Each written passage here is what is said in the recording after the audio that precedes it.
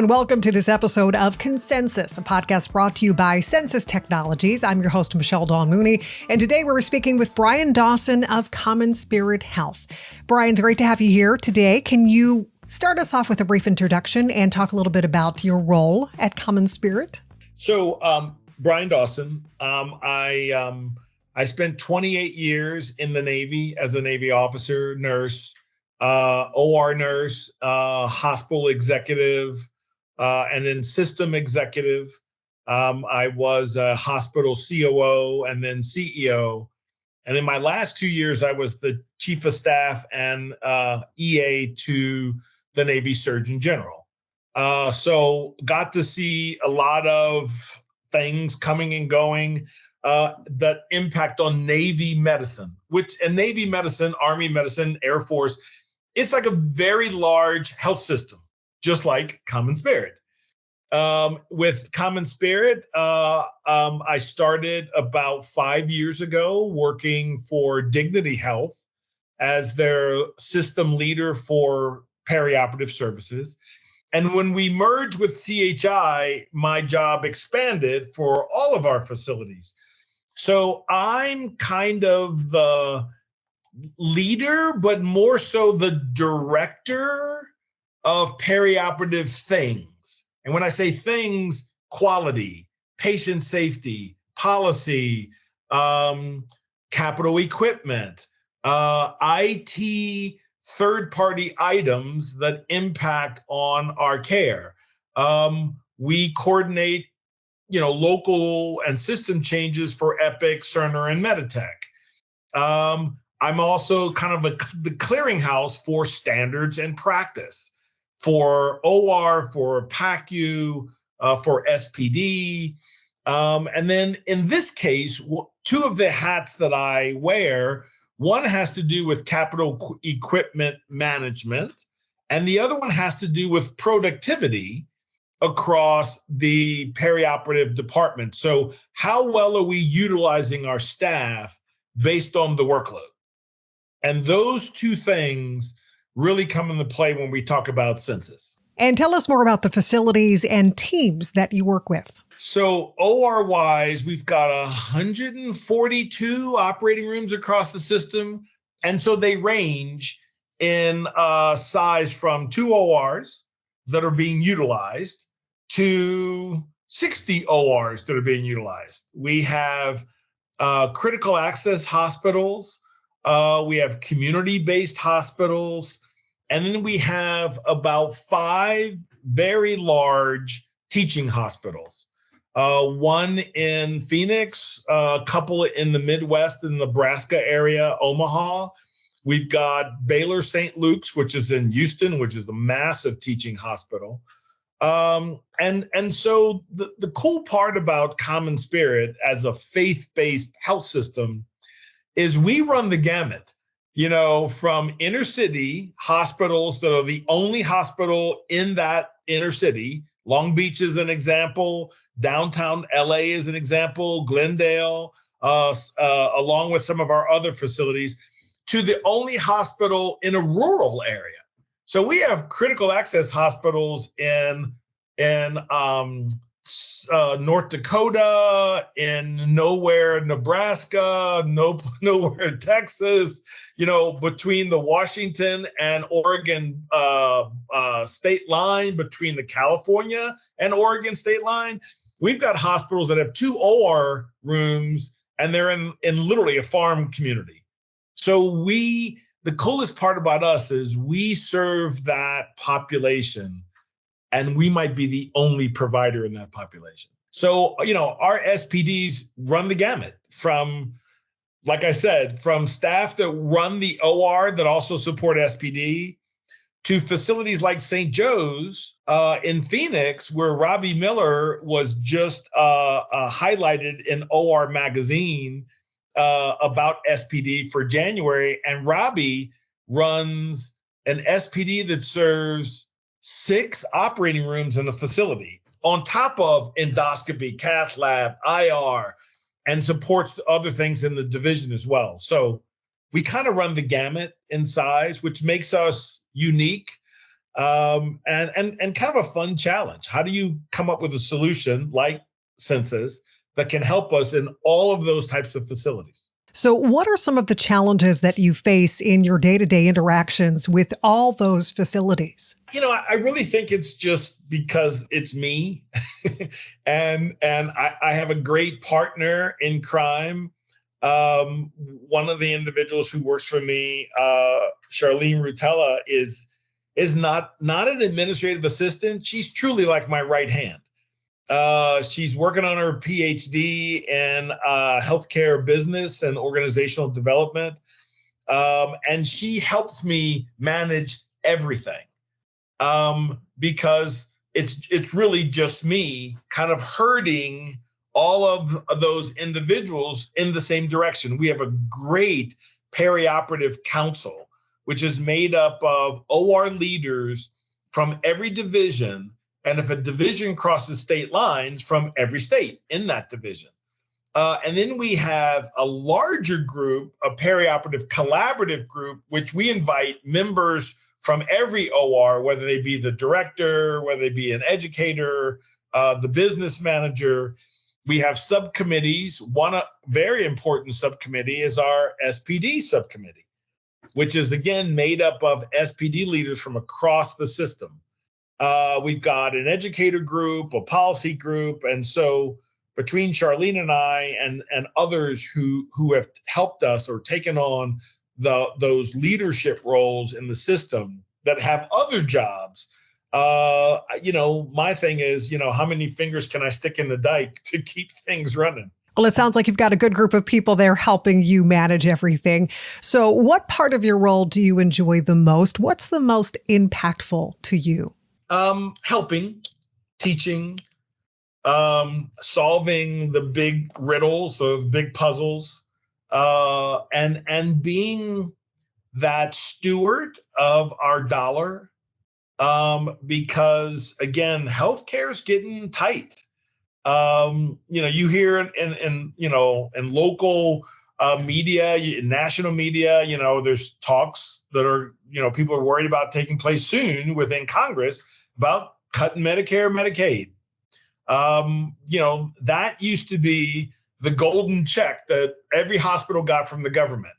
And now, you're not getting that type of reimbursement. A lot of hospitals were impacted due to COVID, but because of a lot of the legislation, the federal government was giving facilities and health systems dollars to offset the cost of COVID. Well, now that that's stopped, and now that we have, COVID, serious flu, the new respiratory illness that's impacting children a lot, those things are all impacting on areas in our hospital where we generally lose money. And what I mean by that is the longer a patient stays in the hospital, the less insurance covers. And the way we had of generating revenue was through our outpatient and our elective surgery schedule. Well, people, based on the economy, based on what's going on health-wise, in our communities, there are less and less people coming to the hospital for elective surgery. So for me, what's important is how do we increase the use of our operating rooms, which means how do we make sure that instrumentation for surgery is made readily available? How do we do that in the most cost-efficient manner possible? And how do we make sure that the quality and patient satisfaction is top-notch?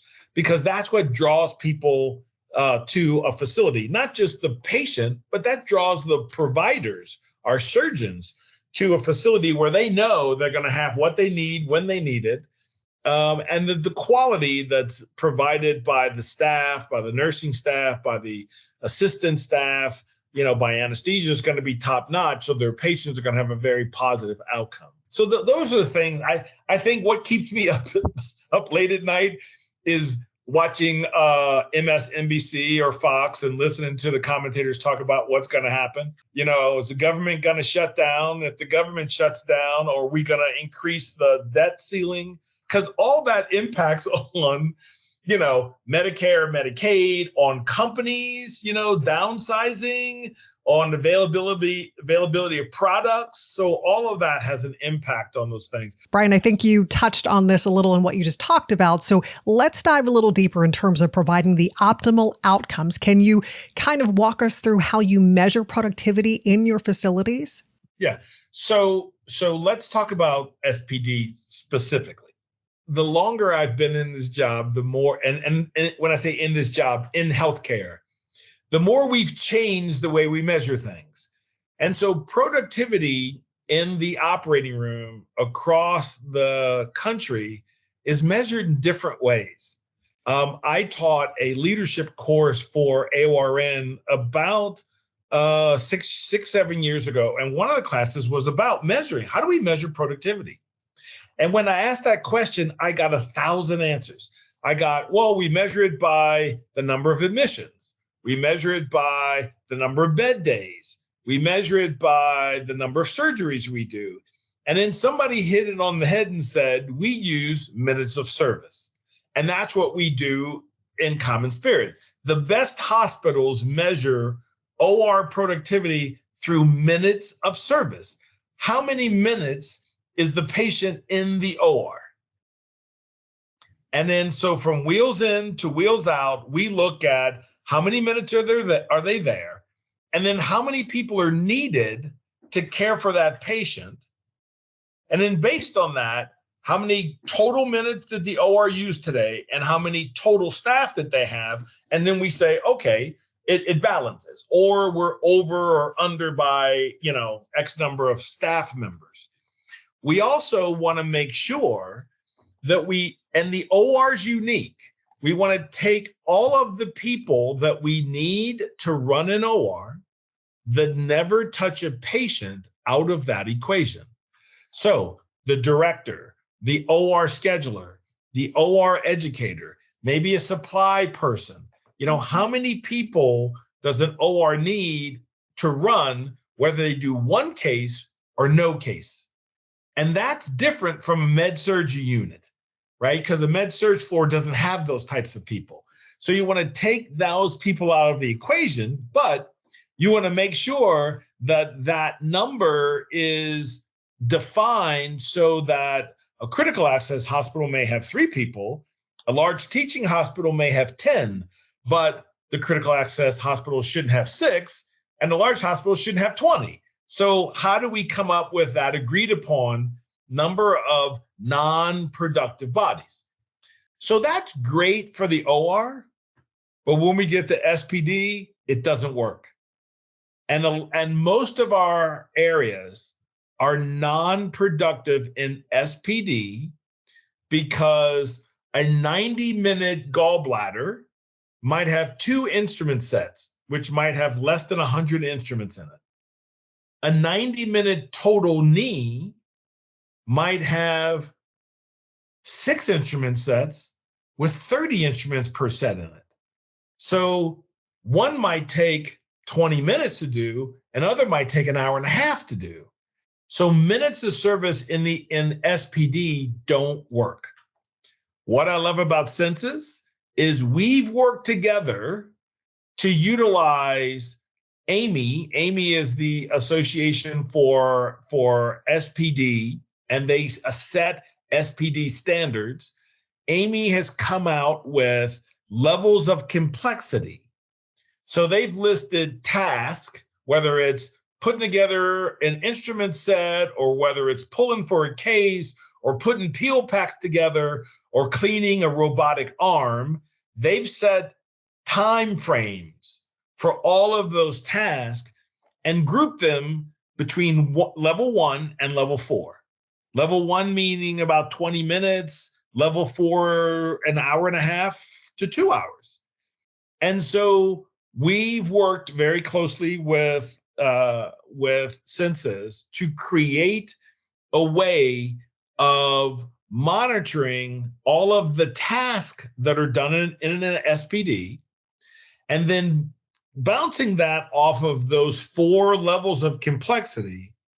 And now we can tell how many staff do I need to take care of the workload that happens in SPD. And how many staff do I need throughout the day based on workload? I need less bodies in the morning because there's nothing coming out to be cleaned and processed, and more bodies in the afternoon because that's when the bulk of the work comes out. So for me, that's one of the four holy grails in the OR that I've been trying to solve. One, efficiency, starting on time, room turnovers. We've done really well on solving that with data. Another one is solving productivity in the OR, then in SPD. And the other two are, are we ever going to get to a point where we're never using paper anymore? It's all done electronically, scheduling cases. And then the last would be, how do we solve the whole preference card tool without it being person dependent? So the nice part about Censis is you've helped us solve that second holy grail when it comes to how do we adequately measure productivity, especially in SPD, based on task and not minutes of service, and to do it with a national standard, which is what Amy established. When we talk about productivity, we have to take staffing into consideration. Have you had any challenges finding and maybe more importantly, retaining qualified staff in your SPDs at any of your facilities? Yes. And major issues finding staff. And that's because it's very hard to find qualified SPD technologists and retain them. One, there aren't a lot of schools that train them in doing so. And then the other problem is the salary range for those individuals fluctuates nationally, and in some areas it's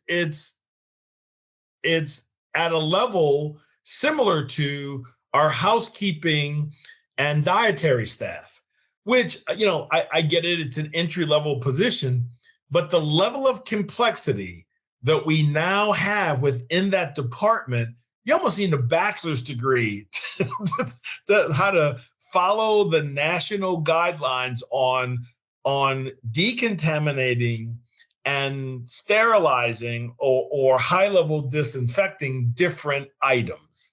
And SPD handles items from surgical instrumentation to laparoscopic instruments to robotic instruments to endoscopy scopes. It's across the gamut. And, those individuals have to know how to care for all of that appropriately and according to manufacturers' recommended guidelines and national standards. And we're paying them, at a level that's kind of entry. And so the turnover is fairly significant, because if I raise my hourly salary at one of our facilities, say in Los Angeles, by $5, I'm gonna pull from every other facility there that's still paying $5 less. And if our competitors do the exact same thing, we'll have the exact same problem. In reverse, we're gonna lose people as a result of that. And tell me, how does that turnover affect your productivity? Yeah, it does, because then the problem is I've got individuals that are that haven't been trained, and it takes me longer to do things because I'm constantly retraining staff. When you're dealing with network-wide productivity, do you ever have issues with limited visibility into your processes? Not really. Like I said, because we have such a great group, especially in SPD, the SPD leaders, I think, are the tightest of all the leaders. And so there's a lot of conversation, sharing of information. There's a lot of creation of standard processes, standard checklists, standard, education, competencies. So we're doing a fairly good job at ensuring that we're all at the same level, all following the same things. Now, having a standardized tool like Censis makes it even better. So have you used Censis in your facilities during your entire tenure, or is it a recent addition? We've been using the tool, I would say, for about anywhere between 9 to 12 months, regularly. But we just started working with the leadership at Censis to create the productivity measure that I was describing in the past 4 or 5 months. I'd say 3 to 4 months. And now my hope is that we can deploy that across the system. In terms of network-wide productivity, do you have any other bottlenecks or maybe efficiency issues with your SPDs? Nothing that we haven't discussed. I think the biggest issues we have are, retaining quality staff members. I think that if we can retain, our staff members, we can meet workloads. I think now that we're able to begin to measure workloads in a more scientific way, actually using real data around tasks, I think it'll get even better and continue to get better. Again, I think, and this is nationally, it's not just with our system. The biggest Achilles heel we have is salary. As an example, say 7 years ago when I was here in the Denver area, running one of the level 1 trauma centers, in the Denver market, SPD techs were making about $12 to $15 an hour across the whole market.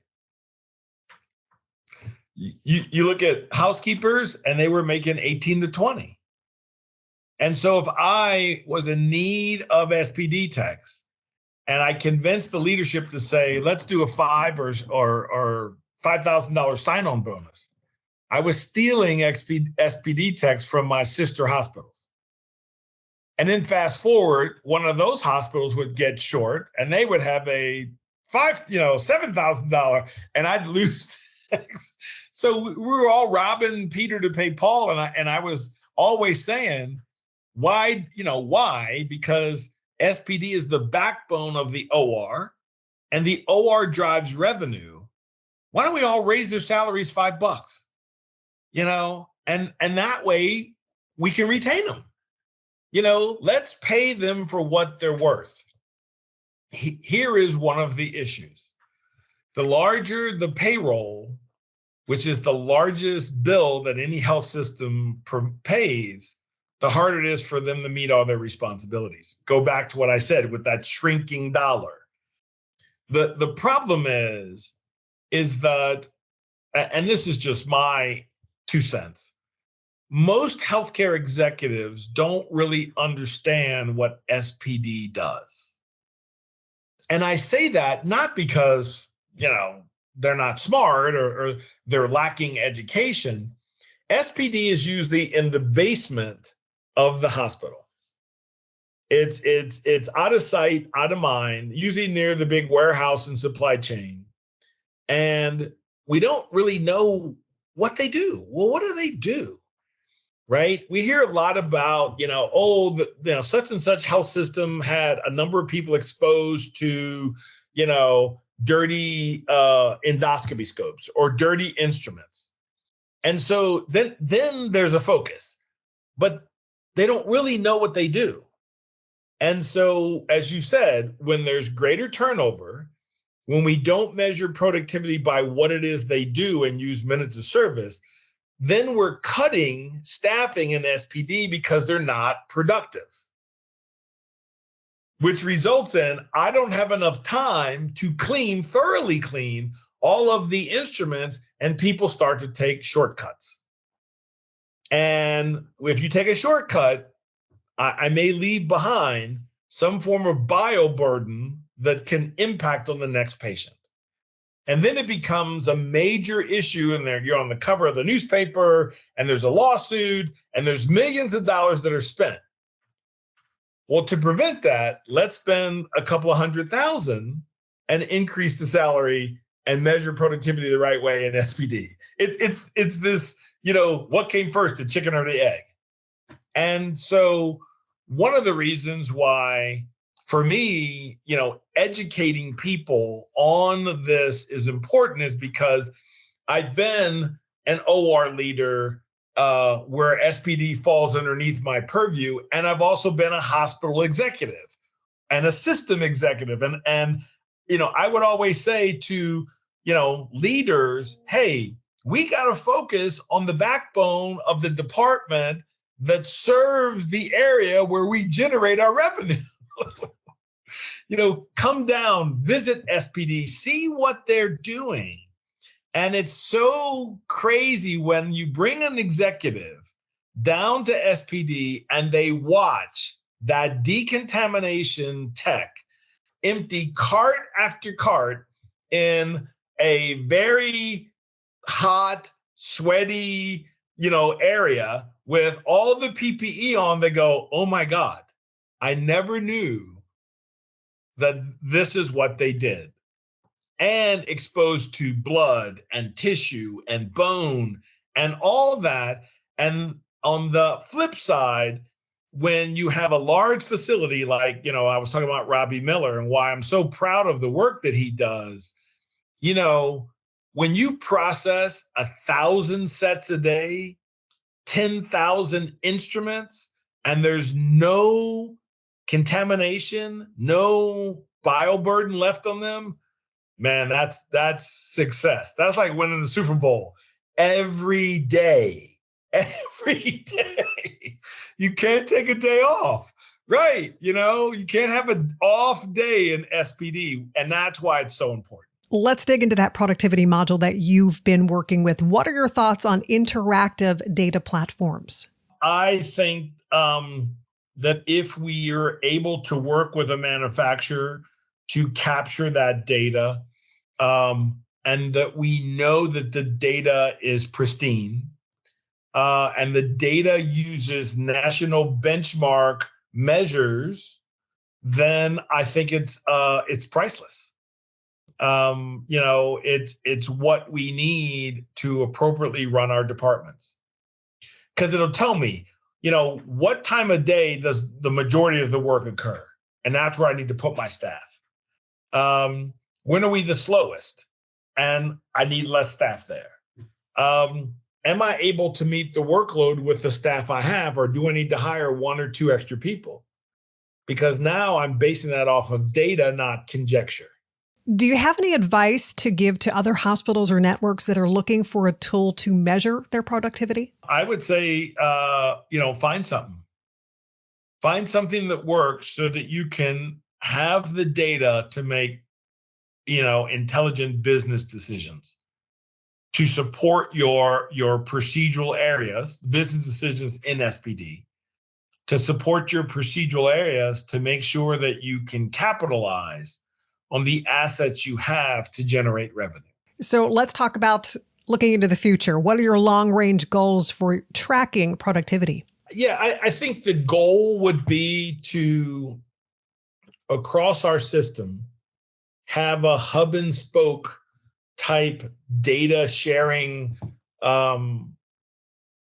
network, for lack of a better term, whereas I just described, I could potentially move staff and move equipment to the need within that division. And when I use the word division, I'm really talking about geographically located facilities. One of our divisions, Northern California, goes from San Francisco all the way up to the California border with Oregon. So within that, there are 2 hospitals in San Francisco that are like less than 6 miles apart, right? There's another hospital that's in Sequoia, which is a little bit farther away from San Francisco and not close enough to one of our other facilities that's down in, I'm blanking on the name of the town right now, but I would want to make sure that those 2 hospitals in San Francisco are working together with equipment and staffing. And so that one's not one doesn't have excess staff and the other has, too little staff. But a different idea is, let's go to Sacramento. There are 5 hospitals in Sacramento in a circle, right? So if you ride the highway that goes around Sacramento, we've got 5 hospitals in that vicinity. All 5 of those hospitals are part of the same group, so why not look at where the need is, when the need is, and move assets and people based on that need? Another crazy idea is, what if we created a centralized SPD amongst those 5 hospitals, and we moved instruments to that area to clean, decontaminate, sterilize, and then move them back to where they were needed? And now I've got a centralized hub where I can take advantage of that staffing and that equipment for 5 separate hospitals. Now, we have to work out the logistics and move things around. But imagine, and some areas are doing that with, university hospitals that have multiple hospitals in a very small geographic area. Why not do that with a division? In some areas, Los Angeles, I've got hospitals kind of north of Los Angeles and hospitals kind of south. So what if I set up 2 hubs? So that's the nirvana, to where I can, consolidate things, take advantage of the consolidation of staffing and equipment, save dollars, and still meet the same mission. Now, what do you do about the crash that happens on the 405, and now the 20-minute drive takes 3 hours? So those are all things you got to think about, right? Because it will happen. The other thing, and even the better possibility, is to make sure, what do I see in the future? To make sure that our leaders understand the value of that department and the value of using data to make business decisions, to increase efficiencies, to save dollars, and to utilize the most precious asset we have to its fullest extent, and that's personnel. A great conversation, Brian. I want to thank you so much for joining us today, and thank all of you for tuning in and listening today on the ConCensis podcast, brought to you by Censis Technologies. Once again, I'm your host, Michelle Dawn Mooney. Thank you again for joining us. We hope to connect with you soon.